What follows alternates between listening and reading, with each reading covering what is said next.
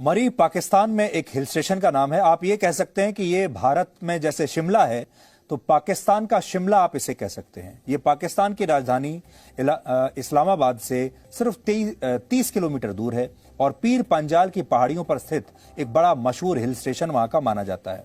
और यह इलाका समुद्र तल से लगभग 7,500 फीट की ऊंचाई पर है और जनवरी के महीने में यहां हर साल भारी बर्फबारी होती है और 7 जनवरी को भी यहां ऐसा ही हुआ और इस दिन यहां लगातार कई घंटों तक बर्फ पड़ती रही। सड़कों पर 4 से 5 फीट तक बर्फ जम गई। इससे रास्ते बंद हो गए और लगभग 25,000 गाड़ियों में 50,000 से ज्यादा लोग बंद होकर रह गए, कैद होकर रह गए, जिनमें महिलाएं भी थीं और बच्चे भी थे।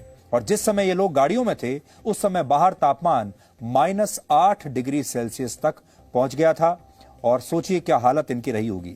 जिन लोगों के पास पैसा था वो तो किसी तरह अपनी गाड़ियों को रास्ते में ही छोड़कर होटल्स में पहुंच गए और होटल वालों ने जितना पैसा मांगा उन्होंने दे दिया। जैसा कि यहां लोग बता रहे हैं 50,000 से 70,000 रुपए एक रात के वहां के होटल वाले चार्ज कर रहे थे, क्योंकि उन्होंने देखा लोगों को जरूरत है। जान बचाने के लिए कोई भी परिवार कितना भी पैसा खर्च करने के लिए तैयार हो जाएगा। और वहां के होटल वालों ने अपने लालच के तहत इस त्रासदी में भी पैसा कमाया और लोगों को मरने के लिए छोड़ दिया। जिनके पास पैसा था वो होटल्स में आ गए, जिनके पास नहीं था वो बाहर ही रह गए, गंवा दी थी। हालांकि हमें लगता है कि इन लोगों की मौत ठंड और बर्फबारी से नहीं हुई, बल्कि इन लोगों की जान लालच ने ली है। लोगों को मजबूरी में देखकर इस हिल स्टेशन पर मौजूद जो होटल मालिक थे उन्होंने एक कमरे का एक रात का किराया बढ़ाकर 50 से 70,000 कर दिया।